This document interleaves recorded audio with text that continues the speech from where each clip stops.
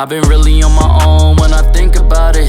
Yeah, my house is not a home when I think about it. I've been feeling so alone when I think about it.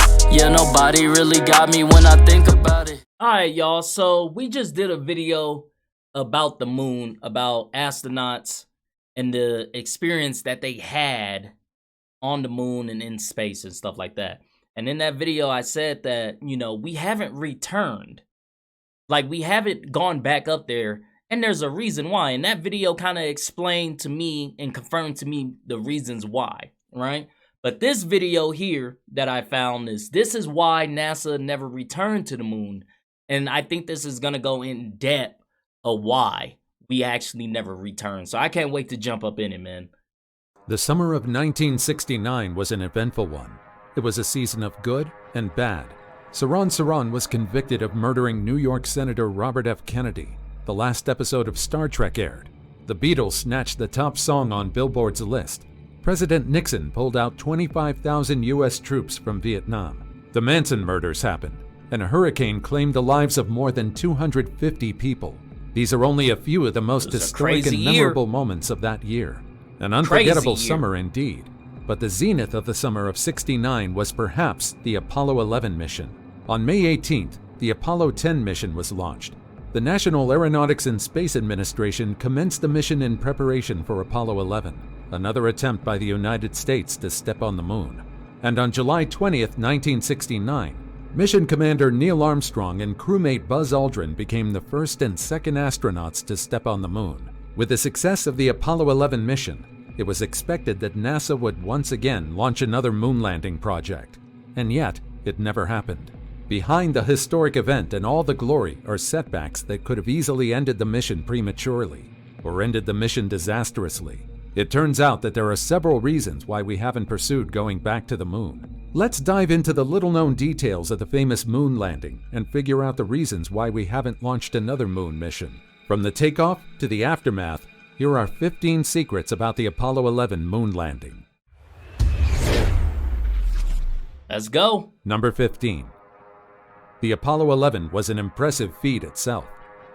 The Apollo 11 mission was the cultivation of hard work and hope of hundreds of thousands of people. Armstrong himself acknowledged that. To this day, the spacecraft that took part in the mission remained to be the greatest engineering feat in the history of mankind. In the 20th century, engineers started to plan and construct a ship that could break through our planet's atmosphere, reach the moon, and return back to our planet. They needed a ship that would keep the crew alive throughout a return trip to the moon. Engineers and experts started from scratch. It took more than 8 years and $2.4 billion for the Apollo 11 to be accomplished. In today's money, that amounts to a little over $23 billion. Before we go on, like this video, smash the subscribe button, and click the notification bell right now. Number 14. President Kennedy never cared about the moon. When President John F. Kennedy kicked off the mission in 1961 and announced that the United States would go to the moon, he made an audacious statement. After all, no one in the early 1960s expected that NASA would be able to construct a magnificent spacecraft capable of taking on the impossible mission of sending men to the moon. True. And yet, thousands of workers spent their time and effort to make it happen. When Kennedy announced that he wanted the United States to be the very first to reach the moon, and that he wanted to make it happen before the end of the 1960s, NASA had nothing. It had no rockets, computers, spaceships, or even spacesuits. But they made it work, and they completed the mission right on time. But did you know that President Kennedy never cared about the moon? No, the ex-president's interest lay elsewhere. Kennedy wanted to beat the Soviets into reaching the moon first. More than 5 decades after the moon landing, secret documents revealed the real reason why Kennedy pushed NASA to do the unthinkable. At the time, the Soviet Union was taking the lead in space exploration. They were seen as the pioneers after sending cosmonaut Yuri Gagarin into space, and he became the first man to go to space. Kennedy didn't push— Really? I did not know that. They didn't teach me that in school. I did not know that. That's crazy. For the project in the name of science, or for something novel like gathering knowledge about the universe. According to the curator of the Smithsonian's Apollo collection, Teasel Muir-Harmony, Kennedy pushed for the project to demonstrate what the American industry was capable of doing. The higher-ups were motivated by political gains more than anything else at the time. But in the end, President Kennedy's ambition became one of the most impressive feats of mankind. Number 13. The Soviets tried to hide their attempt to go to the moon. In the 1960s, reaching the moon was a race between the Soviet Union and the United States. However, the Soviets denied their efforts to go to the moon until 1989. The United States announced its intention to go to the moon through Kennedy's speech, but the Soviet Union never made their goals public. Instead, the Soviets worked secretly on their own program and continued on even after Apollo 11 reached the moon on July 20, 1969. Some people think that perhaps the Soviets didn't want to admit that they were beaten by claiming that they never participated in the moon race to begin with. Now, have you ever wondered where all the conspiracy theories about the moon landing being faked came from?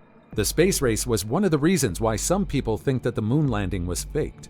Conspiracy theorists started to convince people that the moon landing never happened and that NASA staged the entire thing to beat the Soviets. However, rest easy because all these claims were debunked. The moon landing is very much real, and if you ever get the chance to step foot on the moon, you would surely see traces of past moon missions up there. Number 12. No insurance company accepted the astronauts. Damn! Most of us have insurance. It's always good to prepare for the worst after all. Usually, it's not that hard to apply for, but Neil Armstrong, Buzz Aldrin, and Michael Collins were quite different. You see, no insurance company would take you up as a client, especially if you're bound to be sent to the moon on a blasting spaceship. A lot commended their courage to embark on a space mission.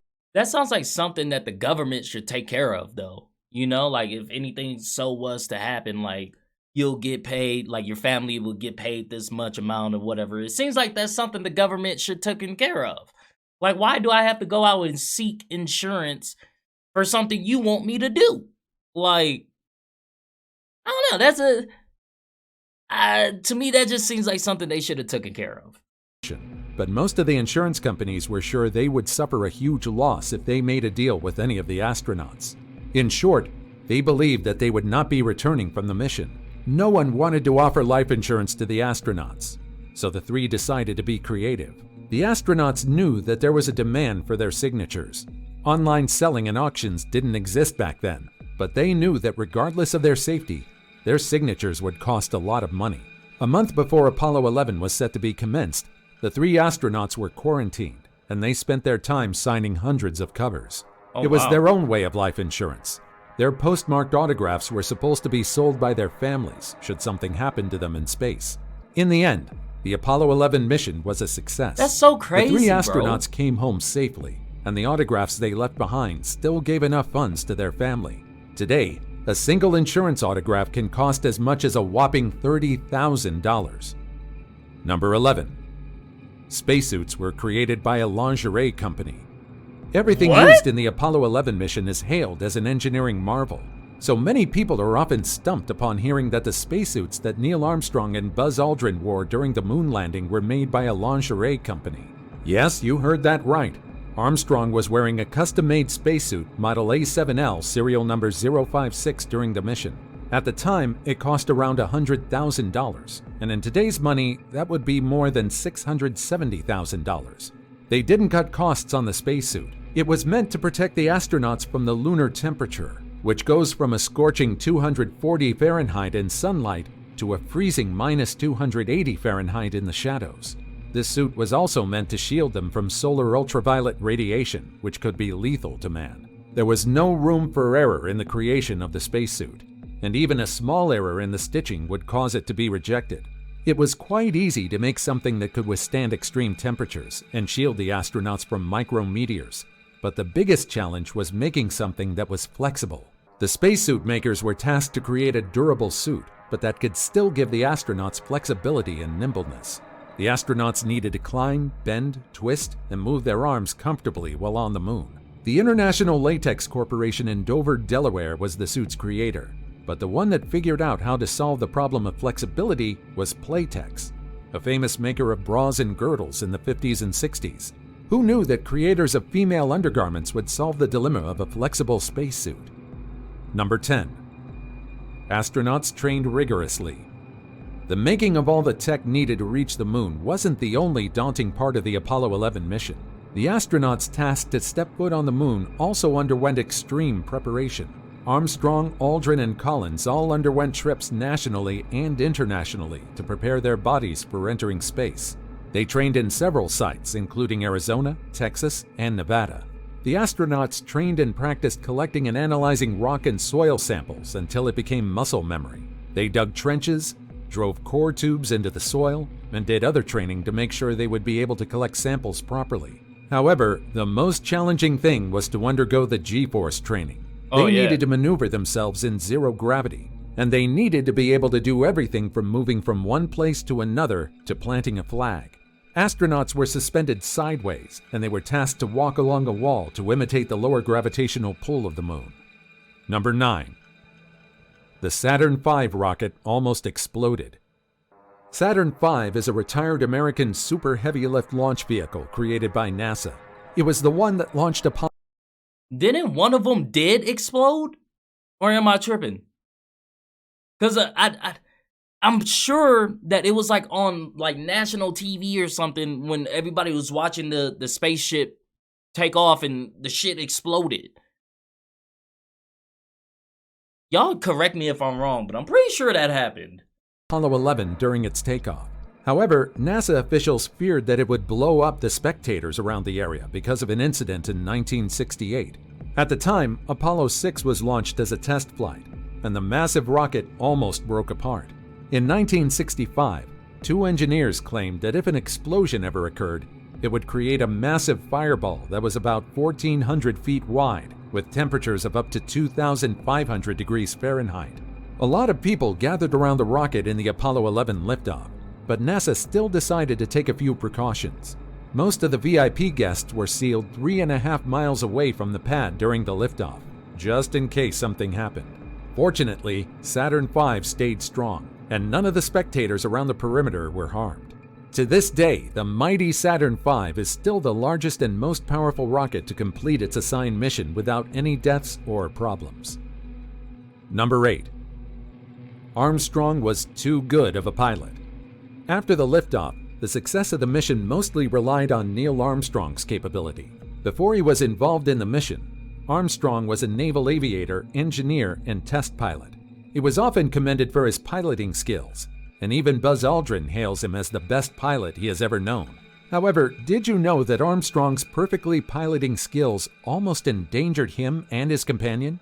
NASA tried to pinpoint the exact landing location of the Eagle in the Sea of Tranquility, a section of the moon, but upon reaching the spot, there was a massive crater on the landing site. Armstrong decided to manually navigate until he found a suitable place to land, and he did so incredibly smoothly. In fact, it was so smooth that the Eagle landed too softly. The lander's legs were supposed to break off and crumple after absorbing the shock of the landing, but Armstrong was so good of a pilot that it didn't break. That's why instead of taking a step, the astronauts took a leap because the exit was higher than expected. The soft landing wasn't a problem, but the small miscalculation on where the Eagle would land cost them fuel. Fortunately, Armstrong knew they had enough fuel to land somewhere safely and make it back. Number 7. The moon had a smell. Have you ever wondered what the moon smells like? Kinda. Well, according to Armstrong and Aldrin, it smelled like wet ashes and gunpowder. Ugh! Upon reaching the moon, the two had a lot of uncertainties, and upon smelling lunar dust, they feared that it was... You know what? I can see that though, because if you look at the moon and how it's shaped and look like all the dust and like I can see that. It does look like it would smell like a wet dog or something. You know, like it doesn't look like it smells good. Like it smells like downtown LA. You know, like I can see that. I can see that. Flammable. They were ready to make preparations in case the lunar material caught on fire after making contact with oxygen. But fortunately, it didn't. However, the two astronauts claimed that the moon dust smelled so strongly, it was also irritating, so much so that the smell clung to the astronauts. Unfortunately, scientists on Earth never got the chance to smell lunar dust because the smell dissipated on its way to our planet. Number 6. Buzz Aldrin took communion on the moon. Now, this is definitely one of the things that NASA most likely tried to keep under wraps. To this day, not a lot of people are aware of Aldrin's hushed-up communion on the moon. There was no other reason besides the fact that the Christian ceremony might garner unwanted attention and scrutiny from the public.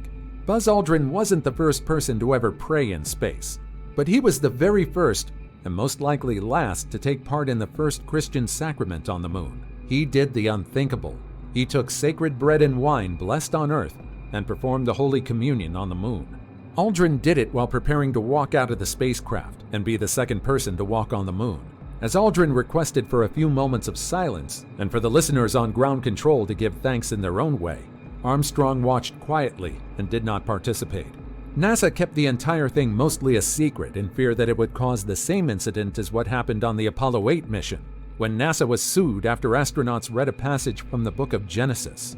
In time, it seems like many began to respect Aldrin's decision. At the end of the day, we're all living on the same Earth, looking at the same moon, and blessed by the same sun. No matter what you believe in, it doesn't change the fact that we're all humans. True. Number 5. The iconic line of Armstrong might have been a misquote. As a part of a historic event, the first thing that Neil Armstrong uttered on top of lunar soil became one of the most iconic lines in history. That's one small step for man, one giant leap for mankind. Armstrong claimed as he made the first step on the moon. At least, that was what watchers on Earth heard. According to Armstrong, he said something a bit different. Instead of the famous quote, he said, "That's one small step for a man." It's a tiny misquote, and it's not that big of a deal. But it's true that there is a misquote. It's just that the footage people saw didn't clearly pick up the exact words that Armstrong said on the moon. It doesn't really matter what he said, but Armstrong wanted to make sure that he got his grammar right by including the indefinite article. However, the audio recording proved otherwise. After a while, even Armstrong himself started to doubt what he actually said. Fortunately, in 2006, a computer programmer named Peter Shanford analyzed the recording. He found out that there was a brief and unintelligible sound between the words "for" and "man." So I guess in the end, Neil Armstrong said the statement correctly. And now it's time for today's topic. This is why NASA never returned to the moon. Years after the Apollo 11 mission, UFOologists and conspiracy theorists on the internet claimed that NASA took more from the moon than just lunar dust and space rocks. They claim that the administration also recovered the remains of an alien, which they continue to hide to this day. More than 5 decades after the moon landing, we still haven't found life on our satellite. But many believe that the higher-ups know something that we don't. Do you believe that there really is life on the moon? Or is that a serious question? Yes! Yes, there's life on the moon. Shit, probably Mars, Uranus, like all of them, bro. All of these damn planets, there's life. It has to be. There has to be. There's some type of life, bro. Can't tell me otherwise. And going back to this whole thing about them, probably taking the alien back, I believe it. I believe it. They ain't telling us everything, Like, come on now. The government has a history of doing that. They ain't gonna tell us everything. They don't want us to have that knowledge. They want to control the masses. Come on now. Think about it. is this nothing but another hoax? As always, comment down below with the hashtag today's topic and let us know your opinion about what we just showed on screen. With that said, let's keep things moving. Number 4. Neil and Buzz were almost stranded on the moon. To this day, not a lot of people are aware that Neil Armstrong and Buzz Aldrin were almost stranded on the moon. After the historic moonwalk on July 20th, 1969, the two astronauts were preparing to return to command from their lunar module when they suddenly noticed a small switch on the ground. It came from the broken tip of a circuit breaker. The switch accidentally broke while Buzz and Neil were putting on their life support system backpack. And that small mishap could have left them stranded on the moon with no way to go back to Earth. After all, the small circuit breaker switch was needed for takeoff. The two astronauts immediately alerted ground control about it, but they remained calm. The solution to their problem was quite unexpected. As an engineer, Buzz figured out an unlikely way to make the broken circuit breaker work: a felt-tip pen. Buzz pressed the circuit breaker in, closed it, and made it work. They delivered the good news to ground control, and everything went smoothly. The ascent engine worked, and they were blasted off the moon. But the challenges of a safe touchdown on Earth didn't end there. After a long flight of 195 hours, 18 minutes, and 35 seconds, Apollo 11 touched down in the Pacific Ocean. Its landing was supposed to be documented by the recovery ship USS Hornet, but bad weather made the Apollo 11 land 13 miles further than the ship. This small change could have ended in a disaster, but fortunately, Buzz and Neil came out safe. Number 3. The astronauts were quarantined after reaching home. The hardest parts were over, but the astronauts couldn't rest just yet. Before they could go back home and reunite with their families, they had to be quarantined. Although many believe it's quite impossible that there's life on the moon, NASA still wanted to be safe. Neil Armstrong, Buzz Aldrin, and Michael Collins were all quarantined for 21 days after their historic mission to the moon. NASA claimed that this was a necessary action in case the three were exposed to lunar bacteria or other harmful unknown elements. Neil even celebrated his birthday in quarantine. NASA made sure to prepare though. Even though he was under restriction, Armstrong celebrated his birthday with festivities. He had a surprise birthday party with a cake made by the Lunar Receiving Laboratory at what is now Johnson Space Center. Meanwhile, doctors kept a close eye on the astronauts, and experts analyzed all the lunar material they recovered from the Apollo 11 mission. After 21 long days, the astronauts were finally cleared and were given the go signal to return home. Luckily, it seemed like no pathogen or lunar bacteria decided to hitchhike with the astronauts on their way back to Earth. I don't think we could handle an outbreak of moon sickness just yet. Man. Number 2. Our traces on the moon. It seems like all of us have the inherent desire to mark places that we've reached before. Travelers often leave behind marks or signs in places they go, while some opt to collect souvenirs to remember the place they visited. Likewise, astronauts also leave something behind in all the places they go to in space. Many think that the only thing Apollo 11 left behind on the moon was the flag of the United States. However, the mission left more human traces on the moon. For one, the footprints left behind by Armstrong and Aldrin are still on the moon. There's no weather on the satellite after all, and there's a chance that the footprints could last almost as long as the moon itself. Part of the landing module stage... I don't know. I don't really believe that. I don't really believe that they're up there. Not that we didn't go up there, because obviously I believe that we did. But I think that eventually, like, whatever's up there is gonna come by, you know, and blow that thing, like, you know, like blow the footprints away, man. I don't know. Just because it didn't record weather up there also doesn't mean there's not weather up there. I don't know. Maybe I'm going too much into it. Maybe I'm thinking a little bit too much into it, but I don't believe it'll be there forever. I truly don't. Was also left behind. One of its legs contained a plaque that read, "Here men from the planet Earth first set foot on the moon July 1969 AD. We came in peace for all mankind." I guess it was important to clarify that we came in peace, just in case extraterrestrial creatures stumble upon it. There are also all sorts of tools and trash left behind on the moon. The astronauts of the Apollo 11 mission had no choice but to discard all of their insignificant belongings to lessen the weight carried by the spacecraft. They left behind the hammers, scoops, and human waste. 96 bags of it. So yes, one of the things we left behind on the moon was human excrement. Ew. Number 1. Everyone expected a disaster. In the 1960s, iPads, tablets, AIs, and all other technology that we have access to today didn't exist. That's why many expected the mission to fail. After all, reaching the moon was such an incredible feat that it almost sounded impossible. Activists opposed the funding of the mission, claiming that it was unrealistic and that the money could be used elsewhere. Some people didn't express their negative thoughts so openly, but they believed that the mission would be a disaster. However, the general public wasn't the only one who had doubts about the mission's success. Even President Richard Nixon himself was ready should the Apollo 11 mission fail. Before the mission reached its conclusion, presidential speechwriter William Safire prepared a speech for President Nixon.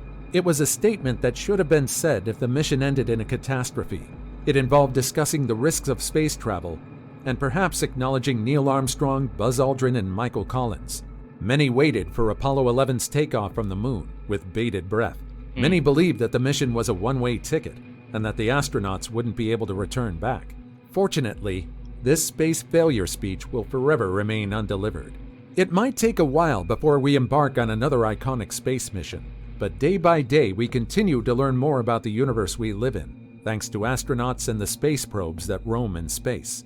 Besides, we are but a speck of dust in the galaxy, and it's far too ambitious for us to know everything there is to know about the universe. For now, we'll take our time and unravel the mysteries one step at a time. Let's keep the discussion going and share your most surprising. How do you guys feel about that, man? Y'all think we'll ever go back up? I don't think so. I think as technology, gets better, I think we'll send robots and stuff up there, like, like no cap. Like, we'll probably build a big ass flying drone that can literally just like give us a live feed through the whole thing. But I mean, hey, Elon is trying to send us to Mars, so we never know, man. If you guys like this video, go ahead and hit that thumbs up button for me. Thank you guys for commenting, sharing, and subscribing, and I'll see you guys next time. Peace.